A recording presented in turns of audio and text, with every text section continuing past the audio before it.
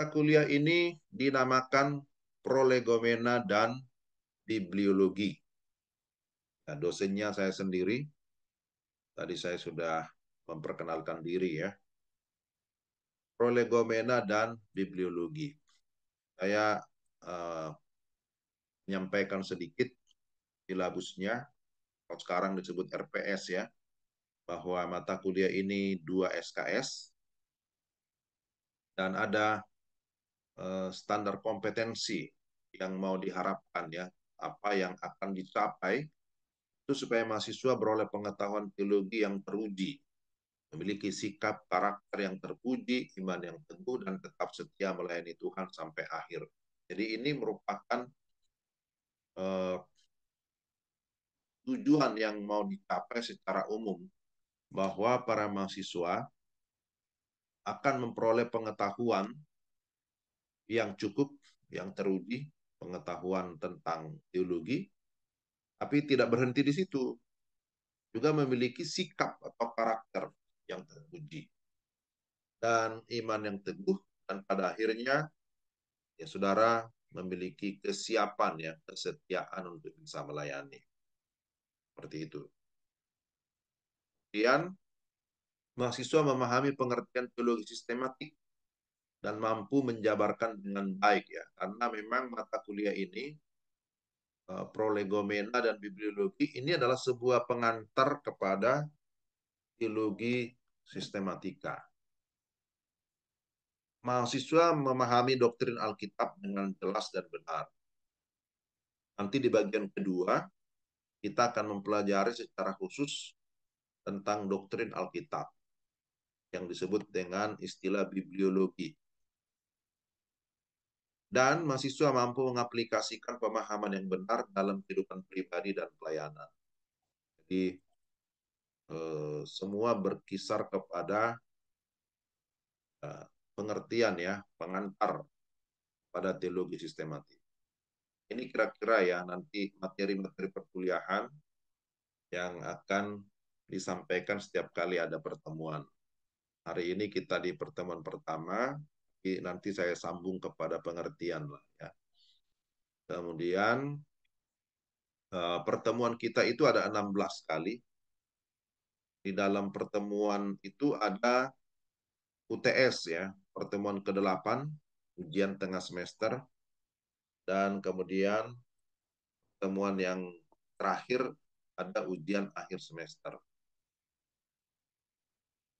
Ini ada tugas ya. Ada tugas membuat makalah tentang sola scriptura atau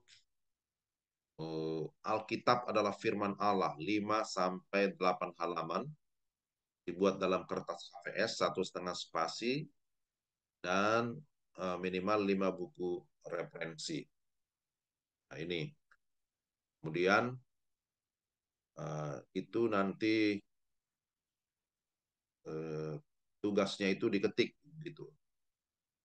Nanti kalau ada kebingungan, nanti akan saya sampaikan ke Pak Alvin. Pak Alvin bisa menyampaikan lebih detail nanti pada pertemuan berikutnya ya. Jadi kami akan berdiskusi dulu tentang tugas ini. Kemudian ada tugas presentasi secara kelompok ya.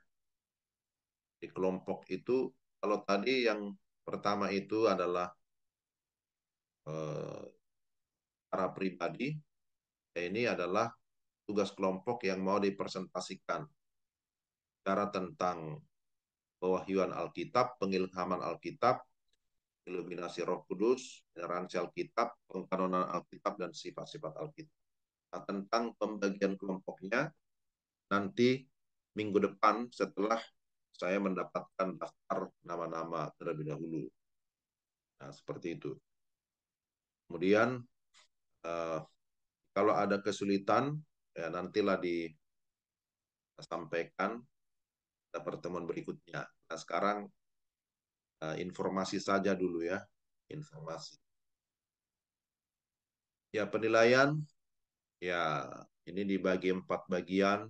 Ada kehadiran, ada tugas, ada ujian, UTS, dan juga ujian akhir.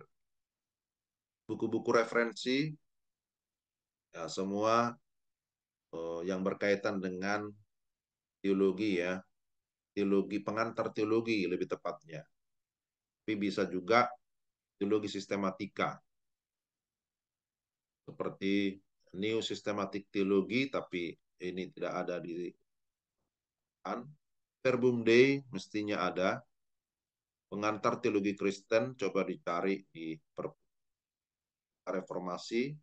Kemudian buku pegangan teologi, karangan Paul Enns, Moody Handbook Teologi ya, itu mestinya ada. Teologi Kristen, ini juga ada.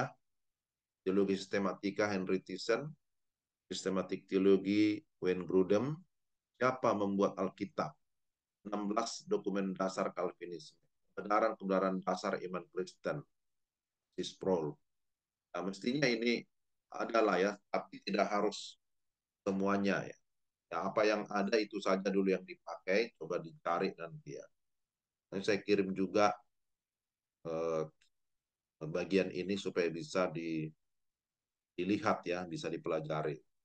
Ya, bahan ini pasti akan diberikan kepada wah, khawatir ini ya, mana ini ya gitu. Sekarang agak rileks saja dulu. Masalah tugas-tugas juga tidak buru-buru. Tugas itu juga tidak langsung dikerjakan hari ini ya.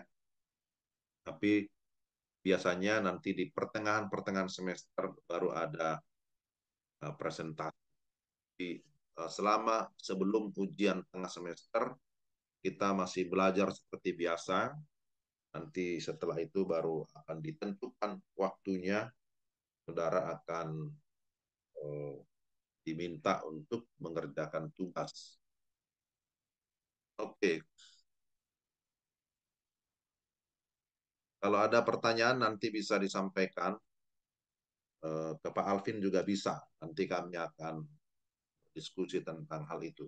Nah, itu berkaitan dengan perkenalan pribadi dan juga perkenalan mata kuliah ya. Bahwa mata kuliah kita ini namanya adalah prolegomena dan bibliologi. Ya. Jadi prolegomena itu artinya apa? Prolegomena artinya sebuah introduksi atau sebuah pengantar ya, pengantar kepada teologi atau sebuah perkenalan, namanya juga prolog ya, atau proleg, yang berarti itu adalah sebuah pengantar. Sedangkan istilah bibliologi itu dari kata biblos dan logos. Ya, jadi bibliologi adalah ilmu yang mempelajari tentang Alkitab ya. Jadi tentu belajar Alkitab itu ada banyak beluk-beluk yang harus kita pelajari nanti di bagian yang kedua. Nah, bagian yang pertama adalah prolegomena. Nah, seperti itu ya, uh, sebagai kenalan mata. Ya, sekarang kita mau uh, masuk saja ke bagian pendahuluan. Nah, sebuah pertanyaan dalam pendahuluan ya, siapakah yang seharusnya membaca buku-buku teologi? Siapa yang seharusnya membaca buku-buku teologi?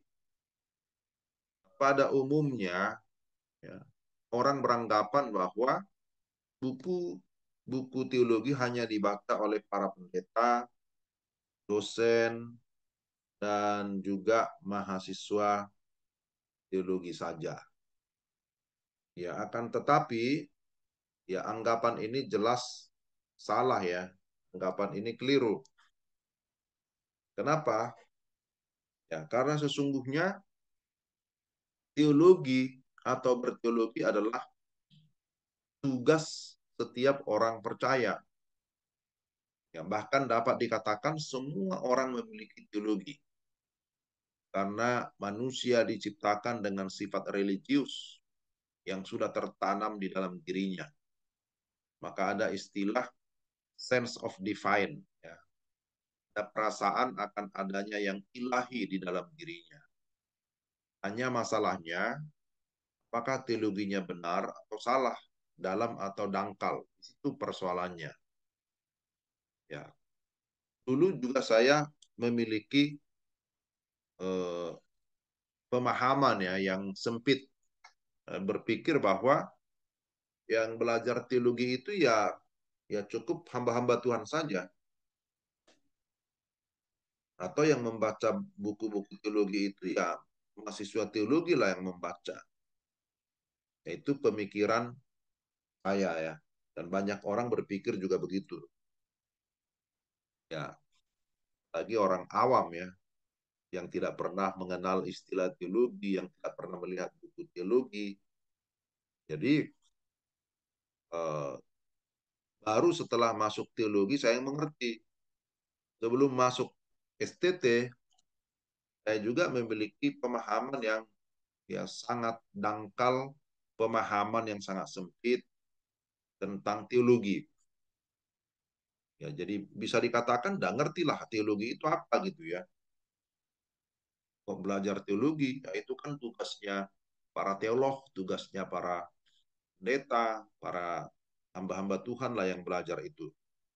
Kita susah-susah membaca atau belajar teologi itu pemikiran awam. Jadi pengalaman saya memang begitu. Sebelum masuk teologi, ya berpikir bahwa yang ada di STT itu, yang ada di sekolah teologi itu adalah orang-orang yang suci begitu. Orang-orang yang kudus. Nah, pikiran saya begitu. Orang-orang yang di sekolah teologi berarti adalah orang-orang yang wah berarti tidak lagi melakukan dosa-dosa, orangnya pasti selalu happy. Masuk teologi berarti kerjaannya nyanyi-nyanyi, begitu ya, main musik, kemudian hanya dengar firman, baca Alkitab, ya pokoknya enjoy lah kira-kira begitu. Nah itu pikiran saya dulu begitu, karena saya nggak mengerti seperti apa sebenarnya sekolah teologi itu. Seperti apa di STT tidak ada gambaran. Jadi karena saya juga tidak mendapatkan informasi yang cukup pada masa itu. Dibayangkan saudara, saya masuk STT itu tahun 1995. Sudah lahir belum ya? Ada yang sudah lahir tahun 95? Ya, nggak tahu ya apakah sudah ada. Tapi mungkin kalau yang mengikuti tahun-tahun pembelajaran yang normalnya pasti saudara mungkin lahir di atas tahun 2000 gitu. Ya, jadi tahun 95 saya masuk STT, salah satu STT yang ada di Jakarta ya, Jakarta Timur. Sebelum masuk ke sana, saya juga mengalami rasa, ya ada rasa takutnya, ada rasa tidak percaya diri, ada rasa khawatir juga, nanti bagaimana ya, gitu. Saya ini orang berdosa, pikirannya begitu. Saya ini tidak pintar bicara, ya, kayak Yeremia ya.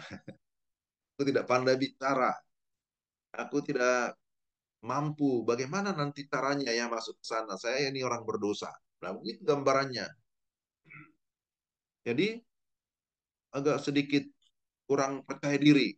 Ada enggak yang begitu ya? Semoga tidak ada ya. Cukup hanya saya aja. Jadi kurang percaya diri masuk ke STT karena berpikir nanti bisa atau tidak ya gitu. Apakah saya mampu mengikuti, apa saya bisa menjaga diri saya, menjaga kekudusan, karena pikirannya ya masuk ke STT tadi itu orang-orang suci yang ada di sana. Ya, bagaimana pengalaman saudara ya? Masuk ke STT apakah pikirannya juga begitu ya? Seperti masuk ke STT ini orang-orang suci di sana ya. Ya, ya memang seharusnya begitu ya, orang suci, orang yang sudah dikuduskan. Tapi waktu saya masuk STT, oh, ternyata saya juga ada sedikit kaget gitu ya, karena tidak seperti yang saya bayangkan. Ternyata masuk STT tidak seperti yang saya bayangkan, yang semuanya teratur, semuanya suci, semuanya sukacita. Tidak juga ternyata. Ternyata masuk ke sana, saya juga mengalami berbagai pergumulan juga.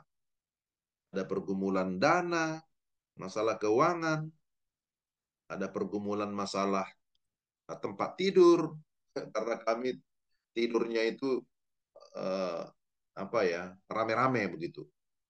Wah, pergumulan masalah eh, apa bahasa dan lain sebagainya. Jadi ada banyak pergumulan, bahasa juga, penyesuaian kan gitu. Namanya dari kampung, dari Medan masuk ke kota besar, ya penyesuaian juga budayanya, bahasanya, berjumpa dengan teman-teman dari berbagai suku. Nah, saya pertama kali masuk STT, ya ketemunya orang Jawa gitu. Orang Batak ketemu dengan orang Jawa ya.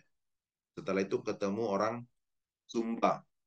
Setelah itu ketemu orang Alor, ketemu orang Papua, dan jadi banyak teman dari Indonesia Timur kebanyakan dengan ragam budaya dan juga dialeknya. Wah, tidak mudah ternyata. Tapi saya terhibur karena ternyata bukan hanya saya yang belum mengerti teologi. Masih banyak juga yang lain juga. Ada juga yang sama bingungnya dengan saya. Ini belajar teologi apa sih? Tadinya saya pikir, itu gampang saja, hanya baca-baca Alkitab, dengar-dengar khotbah, hanya bernyanyi-nyanyi, paduan suara, lalu selesai. Ya, ternyata tidak seperti itu. Setelah masuk, banyak mata kuliah ya. Mata kuliahnya macam-macam. Banyak tugas. Baru pertemuan pertama sudah dikasih tahu tugas. Saudara jangan stres duluan ya.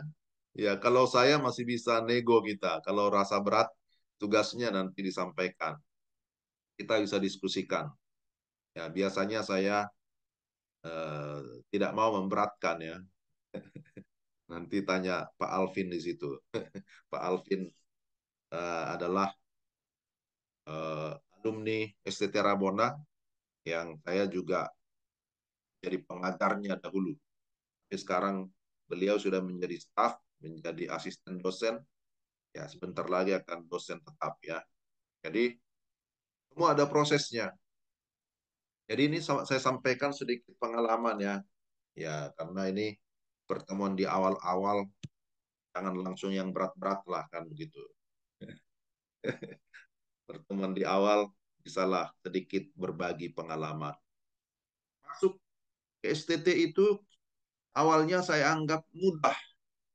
Oh, ternyata ada banyak juga pergumulan di dalamnya. Tetapi saudara, ketika banyak pergumulan, jangan langsung stres dan berkata, lebih baik saya pulang saja, lalu angkat koper. Jangan ya. Karena pada akhirnya setelah kita mau belajar, mau menyesuaikan diri, maka kita bisa mengikuti. Ternyata tidak sesulit yang kita bayangkan. Begitu. Ternyata tidak sesukar yang kita pikirkan. Karena kita mau belajar, kita mau mengikuti proses. Dan dalam proses itu, bukan hanya kita kan gitu ya, ada banyak teman-teman yang juga mengalami hal yang sama, dan juga ada dosen yang membimbing, dan di atas semuanya ada Roh Kudus yang menyertai kita. Amin ya. Ini ini penting supaya kita mengawali segala sesuatu dengan sebuah keyakinan, dengan sebuah konfidensi namanya. Confidence, ada self confidence. Saya masuk sekolah Alkitab, saya masuk sekolah teologi, saya masuk ke STT Rabona, ini tidak salah. Ini adalah pimpinan Tuhan. Terbukti bahwa semua yang saya ajar mulai dari tahun 2010 yang sungguh-sungguh mereka lulus dengan baik. Sudah banyak yang jadi staf, sudah banyak jadi dosen, sudah banyak jadi pendeta, sudah banyak jadi misionaris. Nah, sebagai informasi, saya sudah di Arabona mengajar mulai dari tahun 2010, saudara-saudara ya. Tahun 2010 sampai dengan sekarang ini uh, mengajar di Setia Rabona. Jadi nah ini sudah saya saksikan sendiri, sudah saya lihat sendiri bagaimana Tuhan bekerja melalui STT Rabona, melengkapi banyak mahasiswa, dan mereka bisa melewati semua proses dengan ketekunan, dan akhirnya mereka berhasil satu persatu. Gitu. Bahkan sudah ada yang S2, bahkan juga sudah hampir S3, alumni-alumni Arabona. Ini luar biasa kan? Jadi bukan hanya S1 lagi, S2, sudah ada yang mau S3. Nah, itu adalah satu kebanggaan. Jadi maksudnya kalau mahasiswa sebelumnya bisa, maka saudara juga harus yakin, saya juga bisa. Tuhan pasti akan memampukan. Jadi ini baru awal, tapi tidak bisa sampai ke akhir kalau tidak melewati proses. Jalani saja prosesnya dan terus berjuang, maka hasilnya juga pasti akan baik. Jadi siapa yang belajar teologi? Maka masing-masing kita berkata, saya mau belajar teologi. Kenapa saya harus belajar teologi? Supaya saya memiliki satu fondasi ya, satu dasar yang teguh ya di dalam melanjutkan hidup dan juga pelayanan.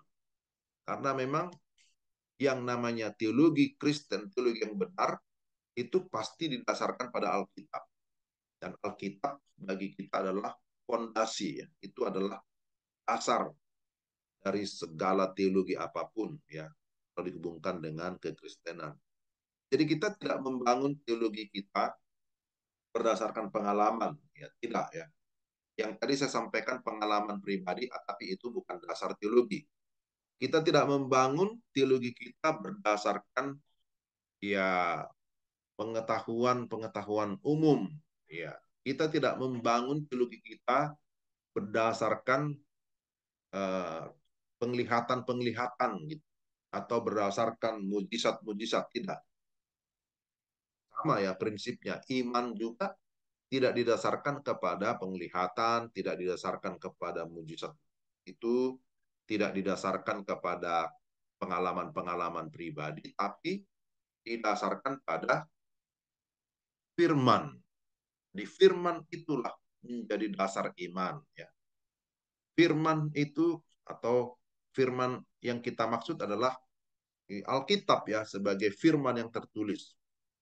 Itu yang menjadi dasar teologi kita. Ini penting saudara untuk kita bisa pahami dengan baik. Ya, jadi siapa yang berteologi? Semua berteologi sebenarnya. Kita adalah manusia yang diciptakan Tuhan dengan sense of divine. Ada satu perasaan yang ilahi di dalam diri kita. Karena memang kita diciptakan menurut gambar dan rupa Allah gitu ya. Hanya manusia satu-satunya yang diciptakan menurut gambar dan rupa Allah. Terjemahan lama disebut dengan istilah peta dan teladan Allah. Jadi kita disebut sebagai peta dan teladan Allah, gambar dan rupa Allah. Maka sebagai gambar dan rupa Allah, kita memiliki sifat-sifat Allah yang dikomunikasikan di dalam kita. Misalnya, ada pengetahuan, ada kekudusan, ada kebenaran, keadilan, kita juga diberikan perasaan, diberikan juga kehendak. Nah, itu menjadi uh, apa sifat-sifat yang diberikan supaya kita bisa menjadi representasi atau menjadi wakil Allah di tengah-tengah dunia ini. Jadi semua orang ya, mau yang sudah tua atau kakek-kakek, nenek-nenek, mau orang muda, anak-anak, semua sebenarnya memiliki sifat religius. Karena itu bisa diajar tentang ketuhanan, bisa diajar tentang Allah, sekalipun dia masih sangat kecil karena dia tetap memiliki namanya sense of divine itu, sifat religius yang sudah tertanam di dalam dirinya. Ya hanya memang kalau sejak kecil yang diajarkan hal yang salah, ya maka ya buahnya juga akan salah kan begitu. Nah, kita mau sebagai anak-anak Tuhan, sebagai orang Kristen yang sudah mengetahui tentang keselamatan, kepastian keselamatan, maka ini perlu ditanamkan sejak dini gitu. Tapi saudara juga sudah harus memiliki kepastian itu. Waktu menjadi mahasiswa baru, ya kalau saudara sudah diwawancarai, kemudian sudah menulis surat kesaksian ya, tertulis juga sudah ada KKR, ada pelayanan pribadi, ya harusnya saudara-saudara sekalian yang ada di kelas ini ya sudah memiliki satu kepastian keselamatan. Nah, ini menjadi dasar ya. Memiliki satu kepastian keselamatan atau kehidupan yang kekal. Ini yang disebut dengan istilah kelahiran baru atau kelahiran kembali. Jadi, saudara, ada yang sudah pernah baca Yohanes pasal 3 ya? Mestinya sudah ya. Ada yang sudah atau ada yang belum, nggak tahu ya. Nah, kita jarak jauh, jadi saya nggak dengar suaranya. Tapi Yohanes pasal 3 ini menjadi contoh ya yang perlu kita pahami. Saya nggak terlalu cepat-cepat dulu masuk ke semua materi karena ini sebagai pengantar ya. Jadi dalam Yohanes pasal 3 mulai ayat 1 dikisahkan tentang seorang yang bernama Nikodemus ya. Itu percakapan Yesus dengan Nikodemus. Dalam Yohanes pasal 3 mulai ayat 1. Jadi dikatakan begini, adalah seorang Farisi yang bernama Nikodemus, seorang pemimpin agama Yahudi. Ia datang pada waktu malam kepada Yesus dan berkata, Rabi, kami tahu bahwa engkau datang sebagai guru yang diutus Allah. Sebab tidak ada seorang pun yang dapat mengadakan tanda-tanda yang engkau adakan itu jika Allah tidak menyertainya. Yesus menjawab, katanya, aku berkata kepadamu, sesungguhnya jika seorang tidak dilahirkan kembali, ia tidak dapat melihat kerajaan Allah. Kata Nikodemus kepadanya, bagaimanakah mungkin seorang dilahirkan kalau ia sudah tua? Dapatkah ia masuk kembali ke dalam rahim ibunya dan dilahirkan lagi? Jawab Yesus, aku berkata kepadamu, sesungguhnya jika seorang tidak dilahirkan dari air dan roh, ia tidak dapat masuk ke dalam kerajaan Allah. Nah, poinnya di sini, saudara, kalau memperhatikan konteksnya, ini kan percakapan seorang Nikodemus. Nikodemus itu siapa? Di sini dikatakan seorang Farisi, dan dia adalah seorang pemimpin agama Yahudi. Artinya dia adalah seorang yang pintar ya, secara pengetahuan Alkitabnya, karena mereka kan punya Alkitab, ada hukum Taurat, ada kitab para nabi. Dia tentu sudah menguasai. Secara pengetahuan, dia sudah banyak tahu.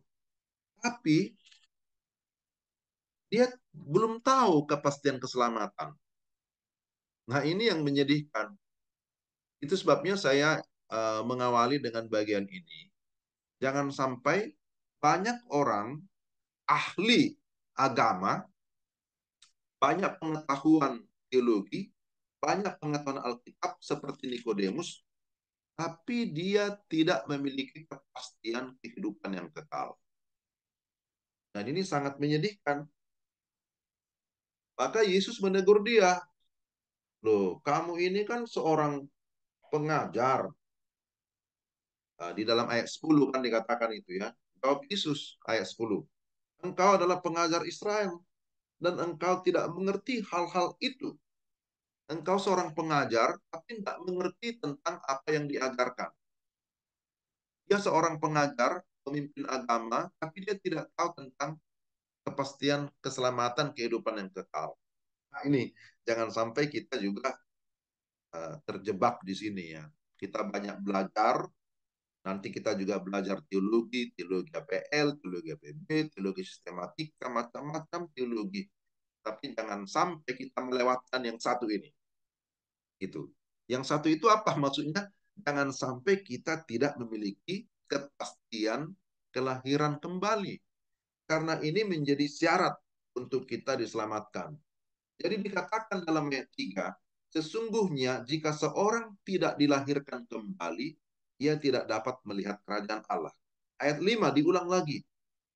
Jika seorang tidak dilahirkan dari air dan roh, ia tidak dapat masuk ke dalam kerajaan Allah. Jadi, jangankan masuk kerajaan Allah, melihat pun tidak bisa jikalau seseorang tidak dilahirkan kembali. Apa artinya dilahirkan kembali? Dilahirkan kembali itu bisa memiliki banyak padanan ya, sinonim. Dilahirkan kembali bisa artinya lahir baru, dilahirkan dari atas, lahir dari roh. Tapi yang jelas bahwa dilahirkan kembali ini adalah pekerjaan Allah Roh Kudus. Karya Allah Roh Kudus yang melahirkan seseorang secara rohani melalui imannya kepada Yesus Kristus sebagai Tuhan dan Juru Selamat. Jadi ketika seseorang dia mau mengakui dosanya, meminta ampun kepada Tuhan, lalu dia berbalik kepada Tuhan, percaya dan menerima Tuhan Yesus sebagai Tuhan dan Juru Selamat, maka dia memperoleh satu kehidupan yang baru yang dikerjakan oleh Roh Kudus, sehingga dia disebut menjadi manusia baru.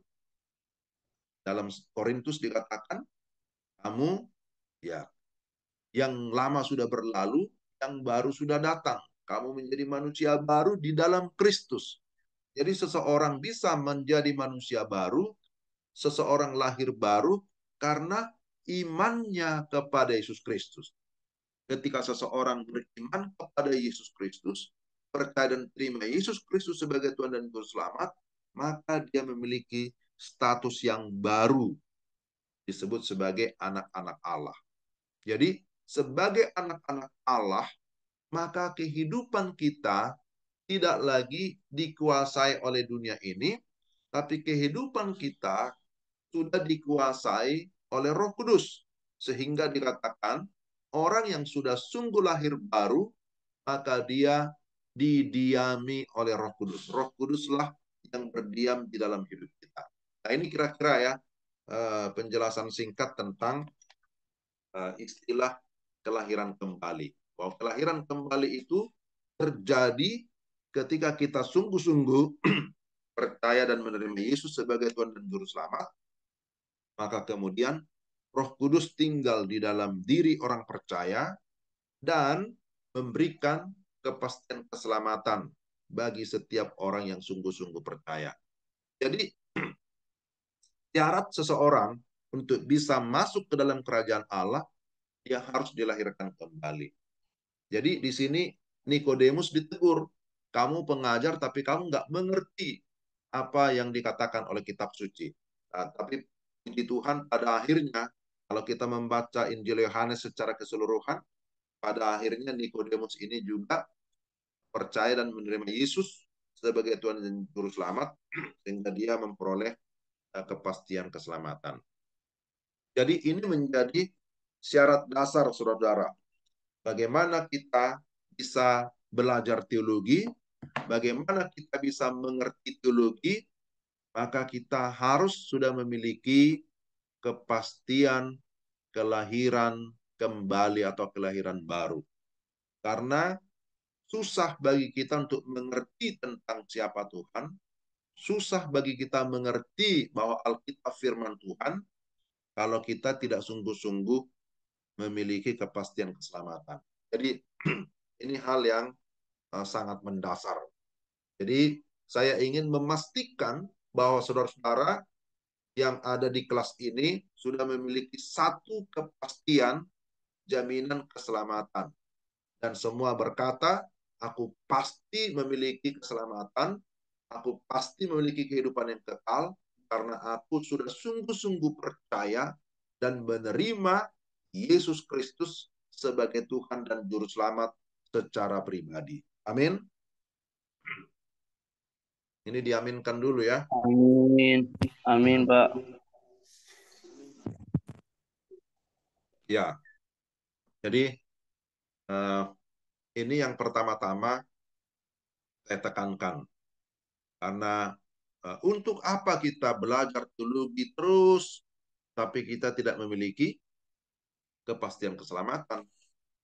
Jadi, tolong dibaca Yohanes pasal 1 ayat 12. Yohanes 1 ayat 12. Demikianlah firman Tuhan. Tetapi semua orang yang menerimanya diberikannya kuasa supaya menjadi anak-anak Allah, yaitu mereka yang percaya dalam namanya. Iya, amin. Jadi jelas di sini ya dikatakan, tetapi semua orang yang menerimanya diberinya kuasa supaya menjadi anak-anak Allah. Yaitu, ada kata yaitu mereka yang percaya dalam namanya. Jadi, mana lebih dahulu percaya atau menerima? Coba.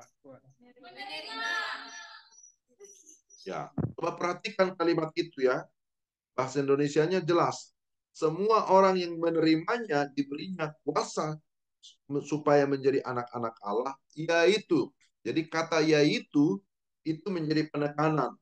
Sebenarnya yaitu itu menunjukkan inilah yang lebih dahulu, yaitu mereka yang percaya dalam namanya. Jadi orang yang sungguh-sungguh percaya dalam namanya, dalam nama Yesus, kemudian menerimanya, diberinya kuasa menjadi anak-anak Allah. Maka kita pakai rumusan sungguh-sungguh percaya dan menerima. Ya gitu ya. Karena apa? Karena iman itu mendahului segala sesuatu. Kalau kita baca di dalam Ibrani pasal 11 dikatakan iman adalah dasar. Jadi tidak mungkin kita bisa menerima kalau kita belum memiliki iman ataupun percaya. Jadi maka dikatakan kita harus percaya, ya percaya dan menerima. Jadi kepercayaan itu ditunjukkan atau diaktualkan dengan adanya penerimaan, sehingga iman itu tidak hanya sekedar kata-kata, kan begitu ya. Iman itu bukan hanya sekedar teori, tapi iman itu dilanjutkan dengan adanya penerimaan akan Yesus sebagai Tuhan dan Juru Selamat. Karena eh, ada juga orang yang berkata, ya aku juga percaya ya Yesus itu sebagai Tuhan. Tapi hanya sebatas kognitif, hanya sebatas kata-kata, hanya sebatas teori. Tapi iman yang sejati kan tidak hanya sebatas pengetahuan. Tetapi iman yang sejati itu harus ditunjukkan dengan adanya action. Maka iman itu harus disertai dengan ketaatan atau disertai dengan adanya penerimaan terhadap apa yang diimani. Maka di sini kita lihat dikatakan bahwa seseorang yang sudah sungguh-sungguh percaya dan menerimanya, menerima siapa? Menerima Yesus. Karena konteksnya itu tentang Yesus ya sebagai firman yang menjadi manusia. Dia adalah terang yang sesungguhnya itu. Maka ketika kita sungguh-sungguh percaya dan menerima Yesus, kita diberikan satu kuasa, status yang baru sebagai anak-anak Allah. Dan ini pemahaman teologinya harus dipahami bahwa sekali kita menjadi anak Allah, maka selamanya kita ya menjadi anak Allah ya. Sekali menjadi anak ya, maka kita selamanya adalah anak karena tidak ada mantan anak ya. Ya, kalau mantan pacar ada kan, mantan suami ada kalau mereka yang berpisah atau mantan istri. Tapi kalau mantan anak belum ada mantan anak karena menjadi anak itu adalah status yang permanen. Sekalipun anak itu memberontak, tapi dia tidak bisa dikatakan dia bukan anak bapaknya, gitu. Tetap juga anak bapaknya, anak ibunya. Sekalipun dia nakal, sekalipun dia berontak, tapi status keanakannya dia sebenarnya tidak bisa dilepaskan. Ya hanya memang yang diharapkan ya ada pertobatan kan begitu. Pertobatan ketika dia melakukan kesalahan, ada saran supaya dia kembali lagi kepada bapaknya. Ya seperti perumpamaan anak yang hilang ya, yang anak bungsu itu. Sekalipun dia melakukan kesalahan, dia meninggalkan bapaknya, dia memboroskan hartanya, menghabiskan semuanya, tapi ketika dia sadar bahwa dia adalah orang berdosa, dan dia berkata, aduh, lebih baik saya balik lagi kepada bapakku, di sana semuanya cukup, maka dia akan diterima kembali. Itu ya. Jadi ini yang harus kita pahami, bahwa Tuhan merindukan pertobatan di antara manusia ya. Jadi kalau saudara yang sudah di dalam Kristus, kita semua yang sudah disebut anak-anak Allah, ya kita bersyukur. Nah, masih bisa salah? Masih. Masih bisa melakukan dosa? Bisa. Tapi ketika kita melakukan kesalahan, cepat-cepatlah sadar dan kembali kepada kebenaran. Jadi ini menjadi dasar bagaimana kita bisa berteologi supaya teologi kita benar, supaya teologi kita dalam, maka kita harus memiliki dahulu pengenalan akan Allah. Kita harus memiliki yang namanya relasi dengan Allah.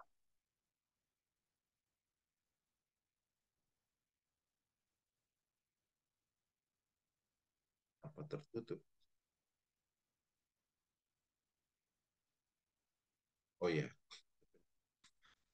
Ya, jadi hubungan dengan Allah, pengenalan akan Allah itu bisa mengalami pertumbuhan kalau kita sudah memiliki status yang baru sebagai anak Allah. Jadi ini menjadi dasar ya yang namanya kelahiran baru. Jadi kembali lagi kepada pendahuluan ini. Itulah sebabnya kita harus belajar teologi agar kita memiliki pemahaman yang benar dan diterapkan dalam pelayanan. Nah, dalam diktat yang sederhana ini akan dibahas tentang prolegomena. Apa itu prolegomena? Prolegomena yaitu suatu pengantar atau introduksi kepada teologi. Dan juga tentang bibliologi. Bibliologi, yaitu belajar tentang kitab suci atau Alkitab sebagai penyataan khusus Allah yang merupakan fondasi utama di dalam berteologi. Jadi kita harus belajar teologi supaya kita memiliki pemahaman yang benar. Dan kalau kita memiliki pemahaman yang benar, kita bisa pakai, kita bisa terapkan itu di dalam pelayanan.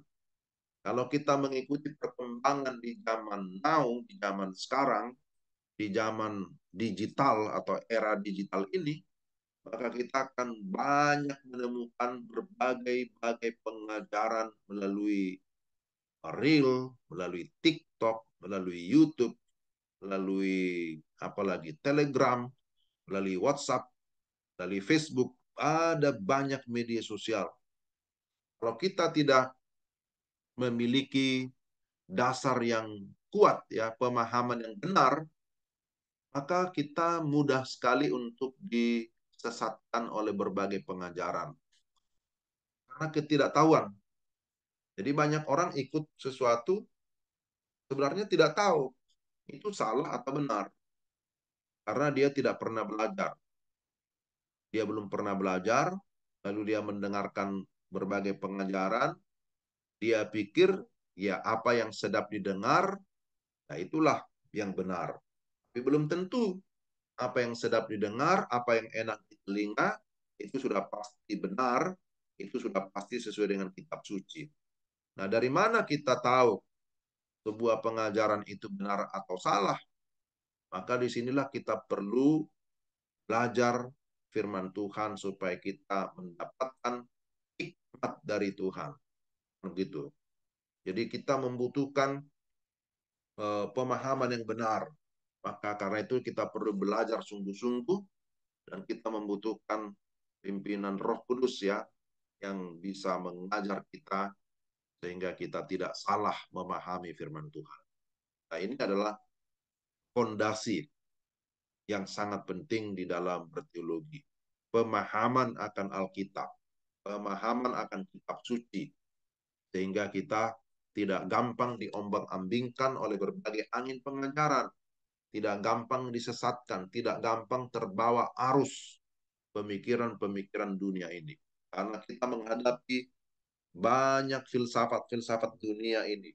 Ya, ada banyak pengaruh-pengaruh dunia ini yang membawa banyak orang tidak lagi mau percaya kepada Alkitab, tidak lagi percaya kepada Tuhan, yang berkata, agama itu kan hanya candu saja, gitu. Agama itu hanya buatan manusia, macam-macam ya. Ya betul juga, tetapi yang namanya bicara tentang keselamatan, itu kan bukan buatan manusia ya. Bicara hidup kekal, itu bukan usaha manusia, tetapi itu adalah anugerah Tuhan. Jadi kita nanti perlu memahami tentang semua konsep-konsep teologi, konsep-konsep anugerah, sehingga kita semakin kuat di dalam menjalani kehidupan kita tiap-tiap hari. Saudara akan menjalani kehidupan berkampus, berasrama, dan juga suatu saat akan terlibat di dalam berbagai pelayanan. Maka prolegomena dan bibliologi itu menjadi dasar yang sangat penting untuk bisa yang harus dipahami ya. Seperti itu. Ada yang komen sampai di sini? Ini semua baru pendahuluan saja ya. Pengalaman, pendahuluan itu bisa dibagikan.